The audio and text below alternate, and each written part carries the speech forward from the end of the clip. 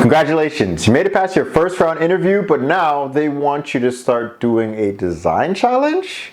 Well, there's different types we can do, and we're gonna talk about the whiteboarding one today. Let's get it.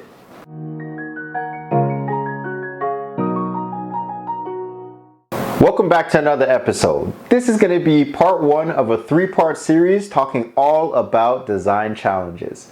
First, we're going to be looking at whiteboarding, which is an exercise that, you guessed it, uses a whiteboard.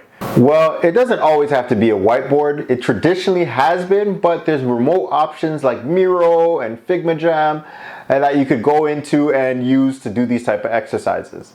The main purpose is to just get you to think on your feet with the design presented in front of you and really start solutioning things and finding out more questions along the way. We're going to be going over some tips that I found super helpful when it comes to doing whiteboard challenges, and hopefully it can help you land that next job. For this design challenge, they're really trying to understand, how do you work with others collaboratively?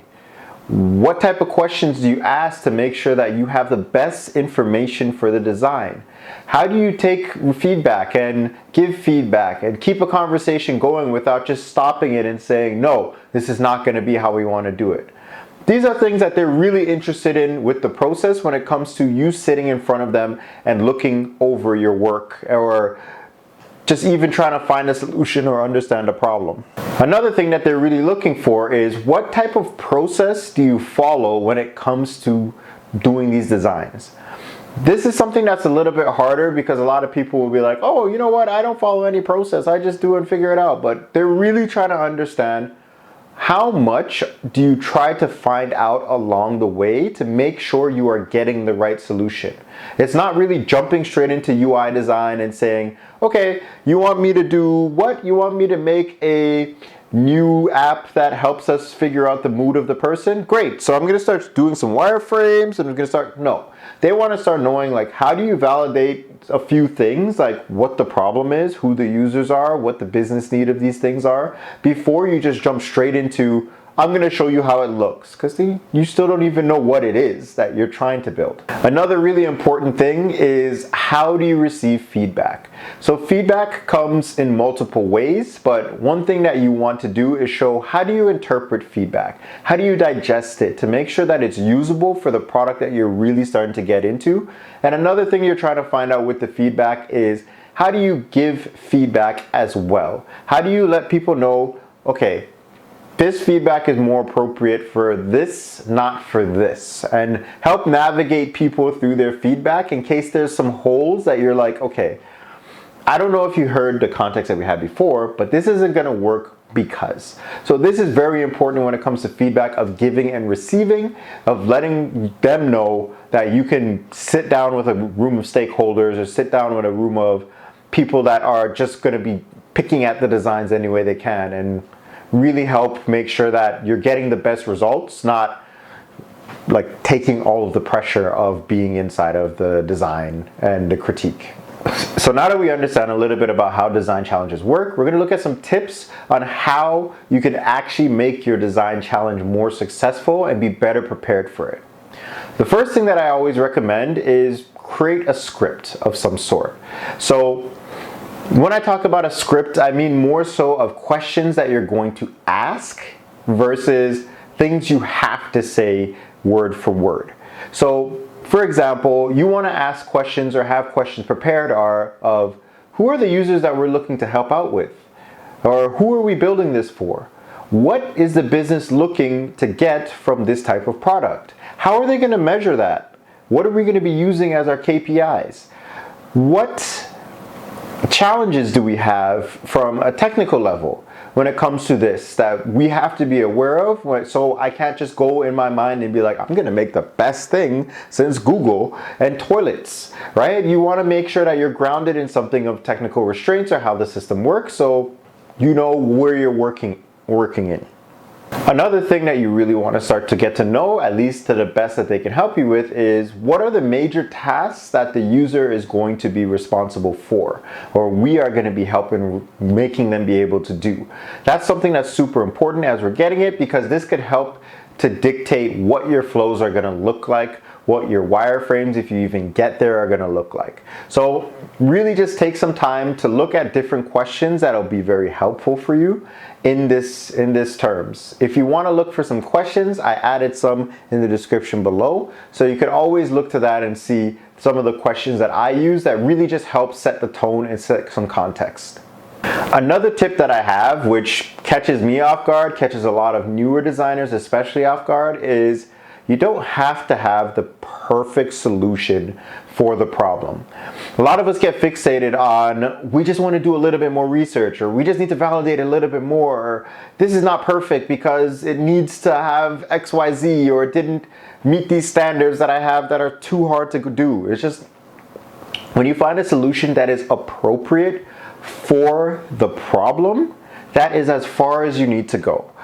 You only have 30 minutes to an hour. You're not trying to reinvent the wheel. You're not trying to make the next big thing and try to send a rocket to the moon. You're not trying to do all of that. So just realize you have constraints, you have time, and just try to get something that is appropriate for the problem that you found out through asking questions and the initial problem statements, and stick with that and have conversations about that. This exercise could go on to be a long time. Make it shorter for yourself.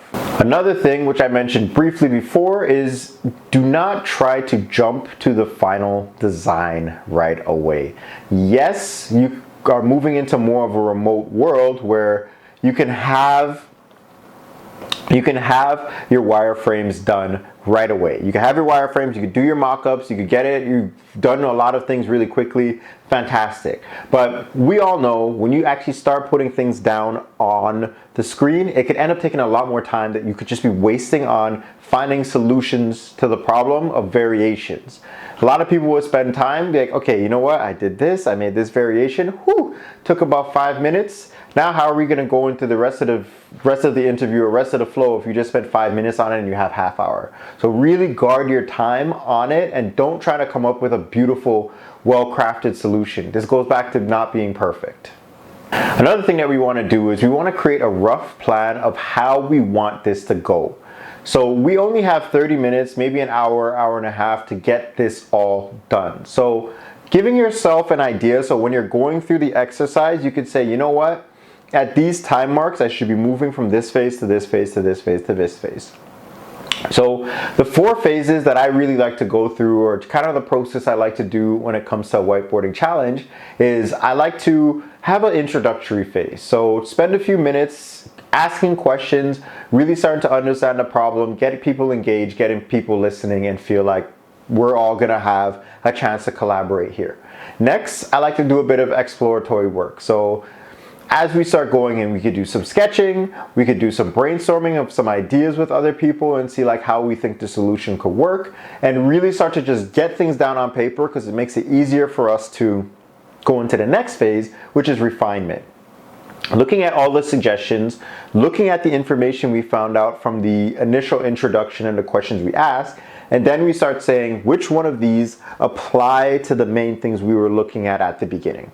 After you go back and you look and you say, you know what, these are the things we want to lead with, this is the type of flow or experience we want to lead with, you refine that and you make it so that people could look at it and be like, oh my gosh, yeah, that seems appropriate, which is what you're going to be doing in the next phase, which is the presentation. So this is the final piece that you have where you want to give yourself some room to explain, hey, this is what we found out in the introduction. We explored a few ideas. You don't really have to go too much into that, but really going into the refinements again and saying, after we explore them, this is what we found will be super important for us to focus on when it comes to this experience. And afterwards, you want to leave a little bit of buffer within that presentation phase to take any questions, because it offers another chance to collaborate and really refine things better, right? You want to be excited about the project. If you get into the moment and the groove where other people are excited and collaborating, that's a flow that you'd love. It doesn't happen every time, but you're setting yourself up really well to get those moments together. So for me personally, I think whiteboarding challenges are the most fun out of any of these design challenges we're going to talk about. It allows you to be free, it allows you to take out pen and paper, be messy, be fun, and not really have a solution that has to be super polished or golden or great. You're just having fun, trying to solve things and working together with people to figure it out.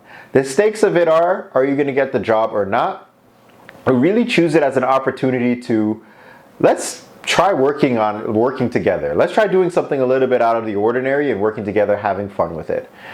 Guaranteed, if you take some of these tips, you're going to notice that your own presentation skills are going to get better and you're going to feel more comfortable when you're brought into these types of situations. And I hope that you do get the job that you're looking for. These tips did help. If you have any comments about how they helped, or if they didn't and you have other suggestions, please leave a comment below. I'm here to learn with you so that we could all go through this journey even better. I'm Jermaine, I'm your guide for today, and we'll talk to you in the next one. Deuces.